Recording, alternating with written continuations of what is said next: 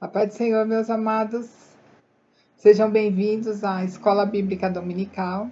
Essa escola de formação de líderes é a classe de líderes de GECEL.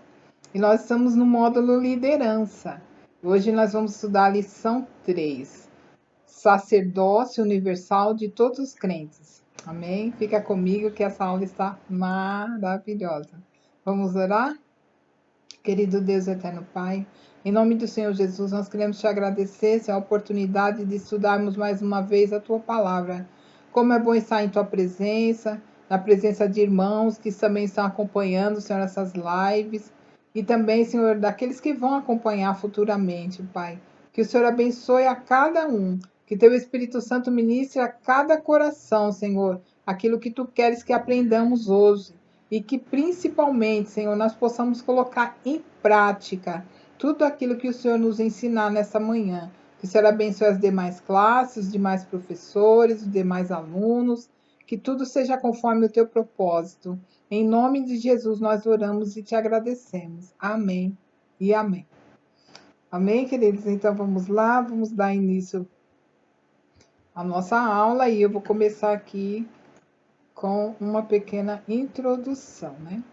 Então, o tema, o sacerdócio universal de todos os crentes, ele é reconhecido como um dos ensinos da Reforma Protestante, né, que aconteceu no século XVI, onde várias denominações surgiram em protesto às práticas não bíblicas da Igreja Romana. Então, foi algo muito importante na época lá do século XVI, né? E o teor desse tema é bem simples. Por meio de Cristo, todos os crentes são sacerdotes. Eles têm acesso a Deus sem a necessidade de mediadores humanos. Olha que bênção gloriosa, né? E esse ensino ele é tão precioso que nós pretendemos resgatá-lo no projeto GECEL, pois a nossa visão de serviço cristão não é apenas para alguns, mas para todos. Todos podem servir a Deus. Então, no GECEL, nós estamos resgatando o serviço de todos os crentes, né? E a prática desse serviço, né? Algo tremendo no reino de Deus. Fica aí comigo, né? E então, ponto 1, o conceito bíblico de sacerdócio. A primeira menção bíblica a um sacerdote diz respeito a um rei sacerdote chamado Melquisedeque. Está lá em Gênesis 14, de 18 a 20. Vamos dar uma olhadinha. Gênesis 14, de 18 a 20. Diz assim: Então Melquisedeque, rei de Salém, e sacerdote do Deus Altíssimo, trouxe pão e vinho e abençoou Abraão, dizendo: Bendito seja Abraão pelo Deus Altíssimo, Criador dos céus e da terra, e bendito seja o Deus Altíssimo que entregou seus inimigos em suas mãos. Abraão lhe deu o dízimo de tudo.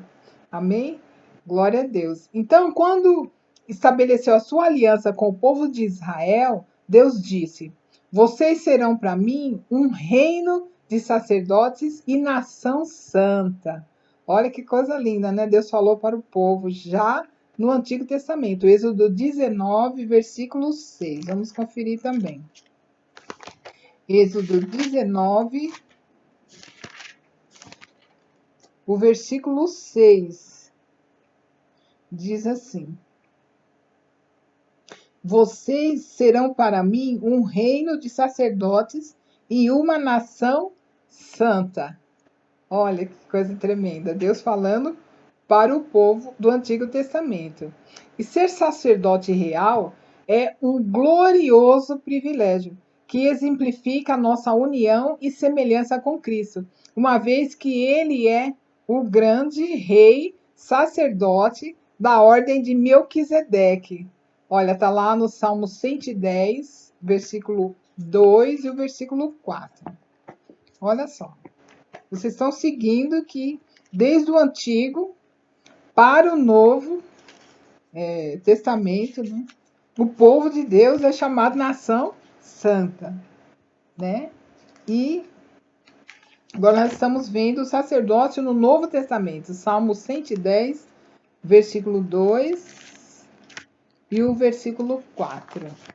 Salmo 110, o versículo 2.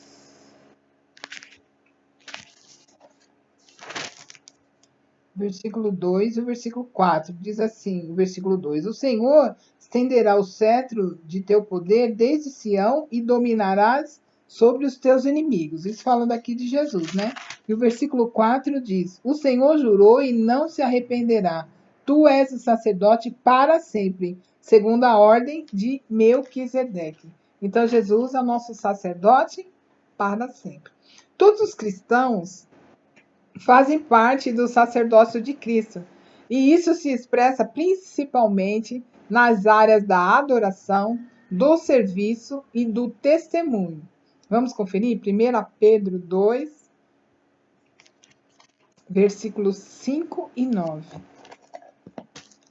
Então, todos nós somos, né, cristãos, por isso fazemos parte, né, do sacerdócio de Cristo. 1 Pedro, capítulo 2, do versículo 5 a 9. 1 Pedro 2, 5 e depois o 9. O 5 diz assim: Vocês também estão sendo utilizados como pedras vivas na edificação de uma casa espiritual para serem sacerdócio santo, oferecendo sacrifícios espirituais aceitáveis a Deus por meio de Jesus Cristo. E o versículo 9 diz: Vocês, porém, são geração eleita, sacerdócio real, nação santa, povo exclusivo de Deus, para anunciar as grandezas daquele que os chamou das trevas para a sua maravilhosa luz. Olha que lindo. Então, resumindo, no Antigo Testamento, o sacerdote ele era ministro de Deus no meio dos homens, para que os homens tivessem acesso a Deus. Só era possível através do sacerdote esse acesso. E o sacerdote, ele era o único com acesso ao Senhor para fazer a expiação dos pecados. E no Novo Testamento, Jesus, ao encarnar como homem e morrer na cruz, instaurou um novo tempo, uma nova aliança, um tempo onde ele próprio se tornou o sumo sacerdote. E nós, os seus sacerdotes, seus representantes na terra.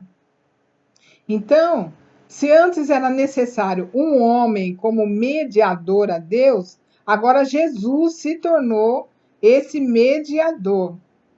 E por meio dele, nós temos livre acesso ao trono do Pai.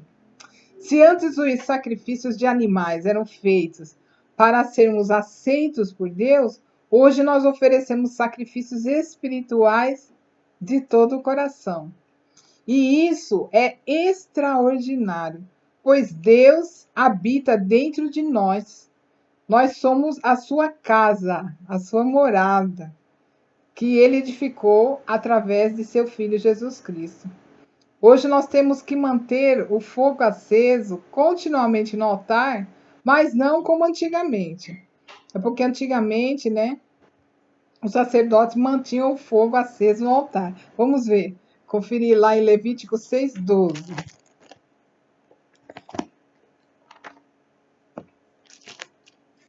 Levítico 6:12. Será que nós temos que manter também o fogo aceso no altar? Só encontrar aqui. Levítico, capítulo 6.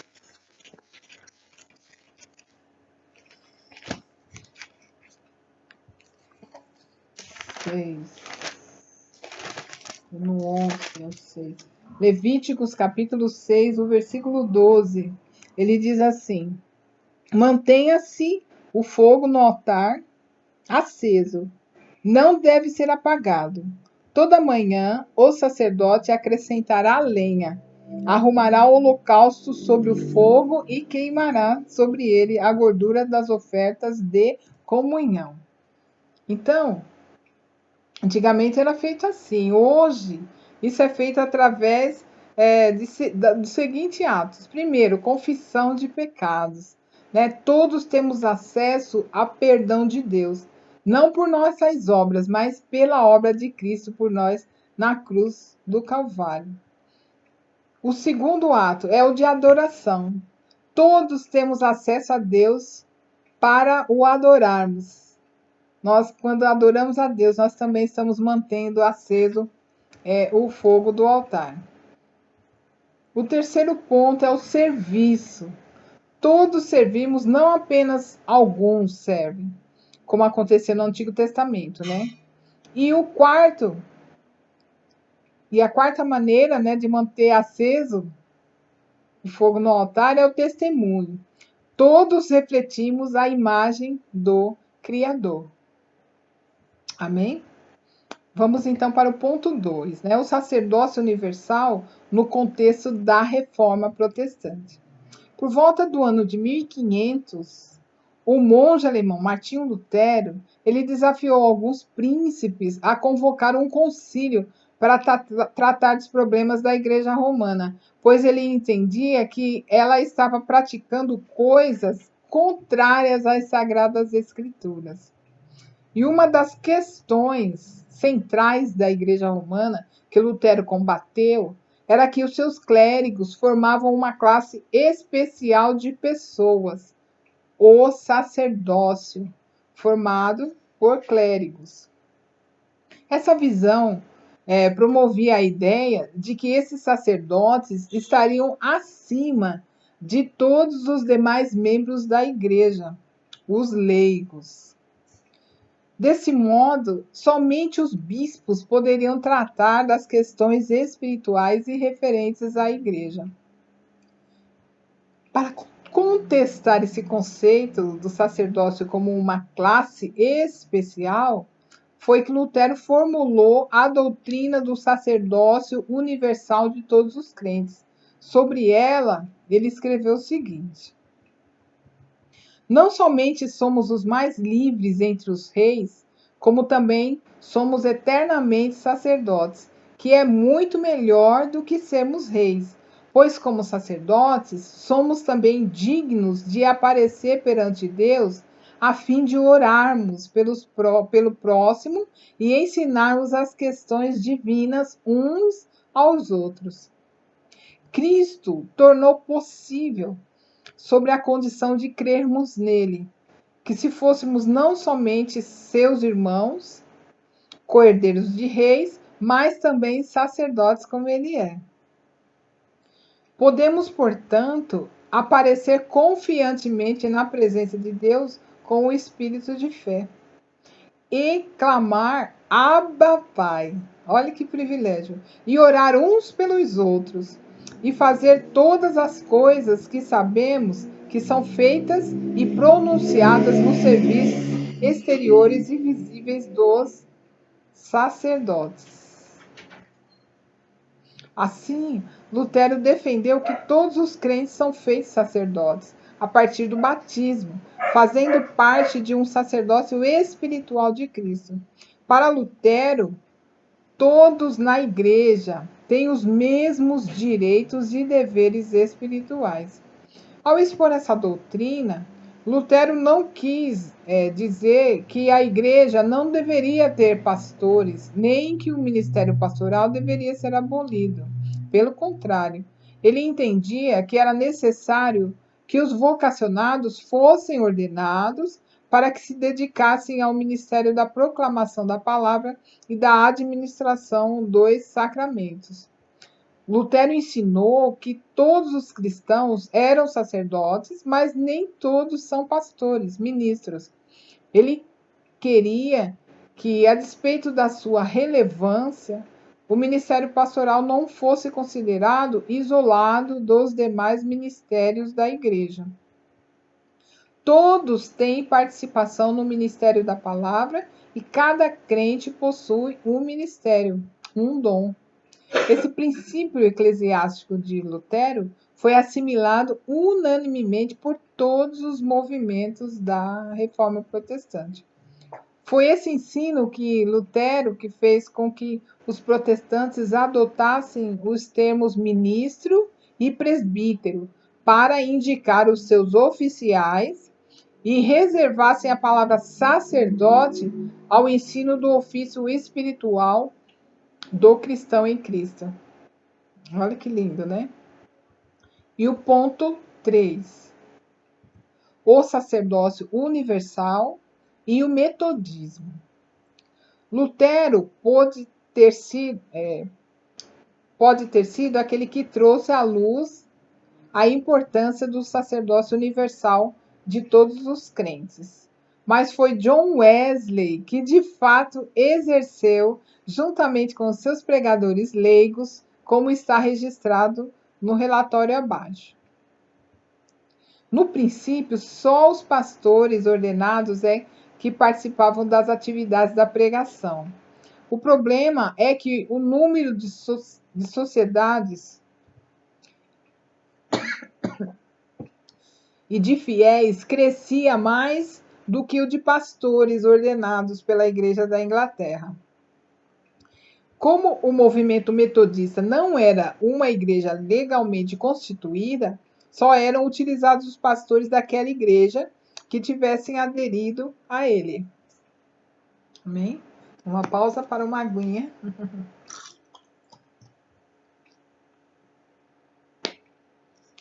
Então, os pastores naquela época não eram muitos. Além da sua mãe Susana, né, a mãe de Wesley, que pregava e ensinava, apareceu logo do início um jovem que pregava muito bem. E seu nome era Thomas Maxfield, pedreiro de profissão. Wesley havia feito uma viagem longa. Quando ele soube que havia um homem sem ordenação eclesiástica pregando na fundição, ele mudou os seus planos, né, da viagem, e de Bristol ele voltou incontinente para Londres para pôr fim a tal desordem.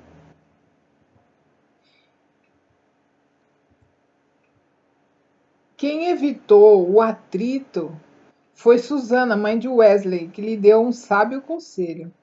Tem cuidado, John, com o que vai fazer com aquele jovem, pois ele é certamente aquele que tem um chamado para pegar como tu.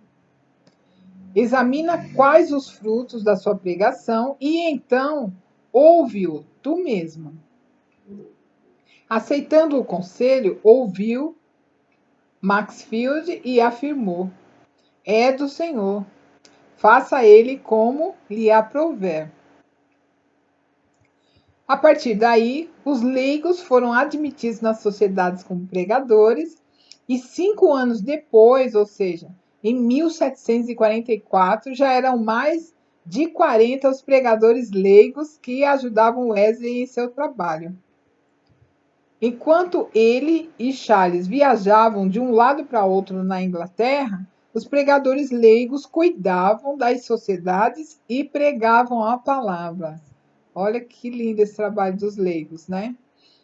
Com o bom trabalho dos leigos, que abriram novas frentes de trabalho e fizeram o movimento crescer muito, Wesley não fazia nenhuma distinção entre a pregação e outros serviços dos leigos e dos clérigos. Olha que coisa maravilhosa, né? Se nós fôssemos esperar só nos pastores para eles fazerem a obra não cresce, porque o pastor é um. Mas aqui está dizendo, né, enfatizando que na igreja há muitos sacerdotes. Na verdade, todos são sacerdotes. E sacerdotes leigos que podem dar andamento ao trabalho. E o GCEL justamente é esse projeto de Deus no qual nós servimos uns aos outros e essa prática é bem mais e melhor evidenciada. Amém? Bom, com o bom trabalho dos leigos, né, que abriram novas frentes de trabalho e fizeram o movimento crescer muito, Wesley não fazia nenhuma distinção entre a pregação e os outros serviços dos leigos e dos clérigos. Olha que lindo. Importante dizer, né, que o papel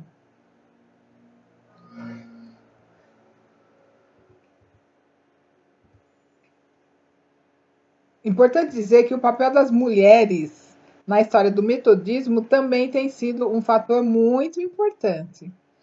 Wesley confiava muito nelas e algumas se destacaram muito. Era tão grande a preocupação pastoral de Wesley que a maioria das cartas que ele escreveu foi dirigida às mulheres. Então, resumindo, o bispo Barbieri enfatiza que, na verdade, não podemos entender o movimento metodista sem levar em consideração a obra efetiva de tantos que trabalharam em posições secundárias e sem ordenação eclesiástica de qualquer espécie, mas que receberam sem dar margem a dúvidas a ordenação invisível do Espírito Santo. Porque levar a cabo a obra de Cristo não depende de ordenação humana, e sim de uma paixão profunda por Cristo e seu Evangelho. Olha que coisa linda, né? Então, mais uma vez, né, como nós falamos na aula passada, né, nós não somos movidos por cargo, mas a nossa ordenação vem do Espírito Santo de Deus. E se nós entendermos isso, a obra do Senhor, né, ela se propaga. Amém? Em nome de Jesus. Então, ponto 4, né? Desafios atuais da doutrina do sacerdócio universal. A doutrina do sacerdócio universal de todos os crentes mantém importância vital na organização da igreja atual, de modo que, bem entendida, auxiliará a combater erros comuns na igreja de hoje. Os argumentos de Lutero para combater o clerismo eram que não haviam classes diferentes de pessoas dentro da Igreja de Cristo. Não existindo a distinção entre clérigos e leigos, todos igualmente são servos de Jesus e precisam estar comprometidos com a sua obra. Todos receberam o Espírito Santo e por isso são chamados a experimentar os benefícios e as responsabilidades da comunhão com Deus, assim como o acesso a Ele. Apenas um intermediário, um único mediador entre Deus e os homens existe, que é Jesus Cristo. Por isso, devemos rejeitar tudo que leve ao pensamento de que algumas pessoas têm maior acesso a Deus do que outras. Que a oração de alguns é mais ouvida do que a de outros. Observamos alguns líderes que se portam como seres celestiais. E o pior é que alguns irmãos creem que essas pessoas realmente são assim. Essa postura gera um ciclo interminável de crentes que sentem que não podem acessar a presença do Pai, e de líderes que creem que a sua relação com Deus os coloca em posição de destaque sobre os demais. No relacionamento do homem com Deus, que é a essência do sacerdócio, todos os crentes estão igualmente habilitados em Cristo para isso. Devemos reconhecer que Deus concedeu dons e ministérios diferentes aos homens, mas que todos eles estão sob a direção do mesmo Espírito. Frequentemente, a doutrina do sacerdócio universal de todos os crentes, entendida como se cada um fosse sacerdócio de si mesmo, não precisando da igreja e dos outros crentes para servir a Deus. Eles entendiam assim, olha, eu posso servir a Deus em minha casa, dentro do meu coração. Mas não estão certos. Porém, isso também é um erro a ser combatido. O conceito de sacerdócio implica em estar a serviço dos outros e suprindo as suas necessidades espirituais e conduzindo-os à presença de Deus. O que Lutero e Wesley nos ensinaram foi que cada crente deve participar do serviço de Cristo na igreja, servindo a seus irmãos com os dons que Deus lhe deu. Existem aqueles que buscam agradar a si mesmos e aqueles que conduzem a igreja para agradar os outros. Mas um sacerdote deve reconhecer que vive para agradar a Deus. Ele não está em busca dos privilégios que a sua posição lhe confere, nem é somente um representante de seus irmãos diante de Deus. Ele é um representante de Deus, de sua glória e de sua santidade. Olha que coisa linda, né? Então vamos para a conclusão. Todo cristão é um sacerdote. Ou seja, todo cristão tem livre e direto acesso à presença de Deus, tendo como único mediador o Senhor Jesus Cristo. Glória a Deus por isso, né? Somos chamados para servir uns aos outros. O sacerdócio jamais deve ser entendido de maneira individualista. A ênfase dos reformadores está no seu sentido coletivo e comunitário. Somos sacerdotes uns dos outros, devendo orar, interceder e ministrar uns pelos outros. À luz do Novo Testamento, todo o cristão é um ministro de Deus, o que também ressalta as ideias de serviço e solidariedade. Tanto os leigos como os clérigos são ministros. Num certo sentido, todos os crentes são leigos, pois é essa palavra que vem do grego laos, significa o povo de Deus. Todavia, a Escritura claramente fala de diferentes dons e ministérios. Alguns cristãos são especificamente vocacionados, treinados e comissionados para ministérios especiais de governo da igreja. Vamos ver Efésios 4:11. Efésios 4:11.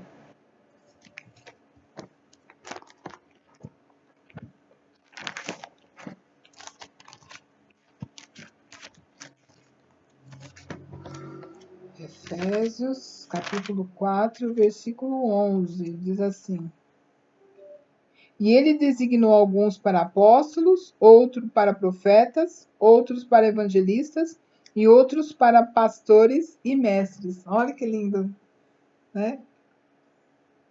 Os ministérios de governo da igreja. E para a administração dos sacramentos também, né? Porém, todos os cristãos devem se envolver no serviço, não apenas aqueles que costumamos dizer que têm um chamado, né? Às vezes a gente fala, fulano tem um chamado, mas todos são chamados, na verdade, né? Todos têm um serviço para realizar na casa do Senhor através dos seus dons. Então, os leigos são fundamentais à igreja. Os leigos, no sentido daqueles que não estão vocacionados para o governo da igreja, também têm importantes esferas de atuação à luz do Novo Testamento.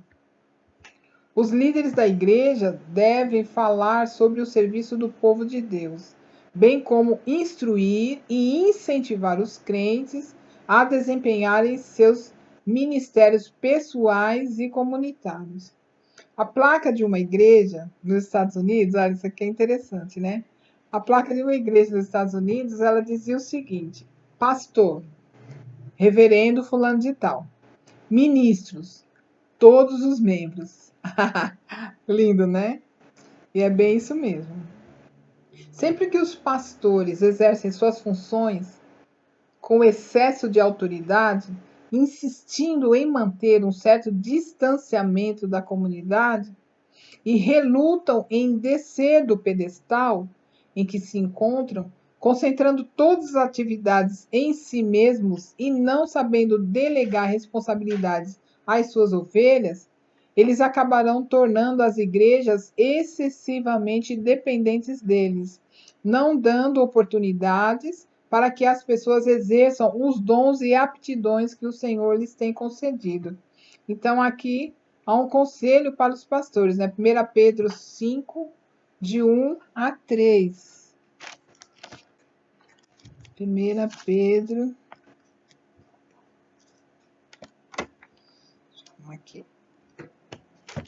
1 Pedro. João. Pedro, João. 1 Pedro 5.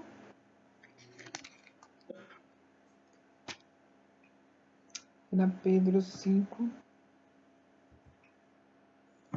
de 1 a 3. Diz assim: portanto, apelo para os presbíteros que há entre vocês, e o faço na qualidade de presbítero, como eles, e testemunha dos sofrimentos de Cristo, como alguém que participará da glória a ser revelada. Pastoreiem o rebanho de Deus que está aos seus cuidados, olhem por ele, não por obrigação, mas de livre vontade, como Deus quer. Não façam isso por ganância, mas com o desejo de servir. Não hajam como dominadores dos que foram confiados a vocês, mas como exemplos para o rebanho. Quando se manifestar o Supremo Pastor, vocês receberão a imperecível coroa da glória. Então, é assim que deve ser a ação, né? A atuação aqui diz dos presbíteros, né? Mas presbíteros, pastores, é ali, a função é bem semelhante, né? Que é pastorear o rebanho do Senhor.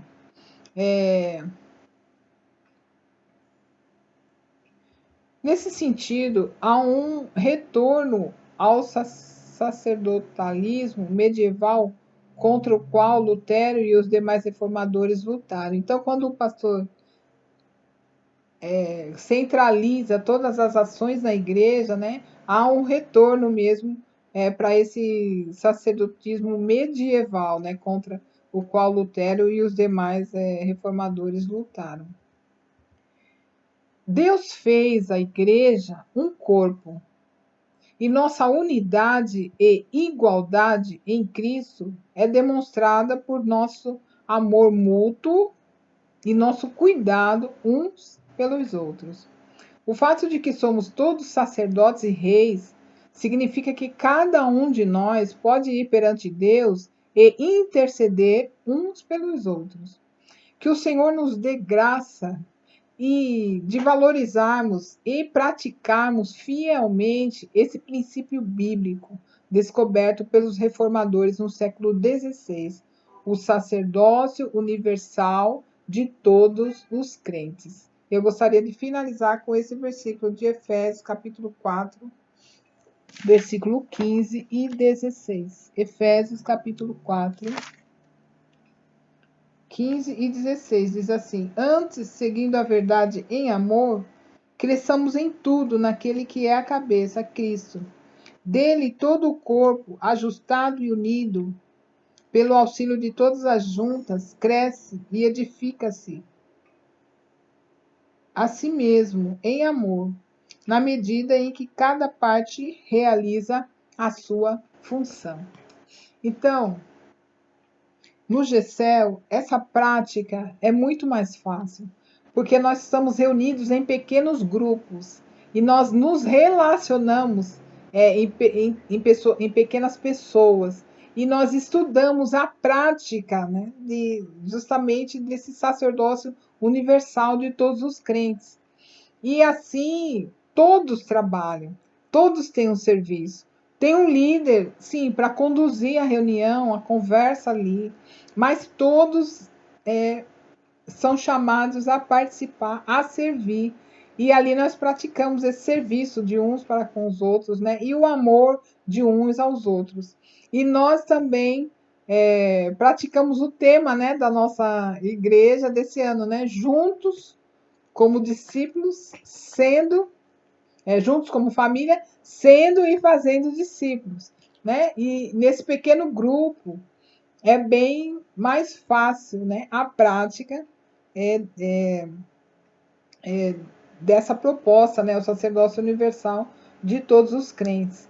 Porque de grupo em grupo nós vamos nos fortalecendo e quando nos ajuntamos como igreja, nós temos esse amor uns pelos outros, né? E nós cooperamos uns com os outros em Cristo Jesus. Nós somos um só corpo. Amém? Então eu quero agradecer por você ter ficado aí comigo até aqui, que você como líder de GECEL, né, tenha esse entendimento, né, muito profundo sobre o sacerdócio universal de todos os crentes, que isso esteja bem claro para a sua vida e que você transmita isso para os seus liderados no grupo. Que cada um tenha e exerça esse papel de sacerdote, né, de alguém que leva a Jesus para outras pessoas, de alguém que vive aquilo que Jesus vivia e é exemplo àqueles que não conhecem a Jesus ainda, e são desafiados a convidar essas pessoas para servirem a Cristo e nós possamos caminhar juntos, né, até a vinda de Cristo Jesus. Amém? Então vamos orar agradecendo a Deus por essa aula, né? E eu agradeço a você também que ficou aqui comigo até agora e receba a bênção do Senhor em nome de Jesus, através dessa oração. Querido Deus e eterno Pai, em nome do Senhor Jesus, eu quero agradecer ao Senhor essa aula. Obrigada, meu Deus, pelo privilégio de sermos sacerdotes do Senhor, a fim de proclamarmos as maravilhas daquele que nos chamou das trevas para a luz, o Senhor Jesus. E eu agradeço muito, Paizinho, né, por essa oportunidade, por esse privilégio de ser separada, né, Senhor Deus, para o teu serviço, de sermos separados para o teu serviço. Eu te peço em nome de Jesus que a cada dia o teu Espírito Santo nos inspire mais. A cada dia o Senhor nos dirija, nos guie, ó Deus, até as pessoas que têm necessidades, a fim de que nós possamos amar uns aos outros e servir uns aos outros. O Senhor nos dá essa clareza, tira de nós todo o individualismo e que possamos ser um, assim como Tu e o Pai são um, e as pessoas possam ver em nós a sua identidade, Senhor. Obrigada, meu Deus, por ser sua filha. Obrigada, Senhor, por sermos o teu corpo. Nós te louvamos e te bendizemos por tudo, em nome do Senhor Jesus. Amém. Amém. E Deus abençoe sua vida, que você tenha um restante de dia maravilhoso. Eu agradeço por você estar aqui e fique com Deus. A paz do Senhor. Amém? Tchau.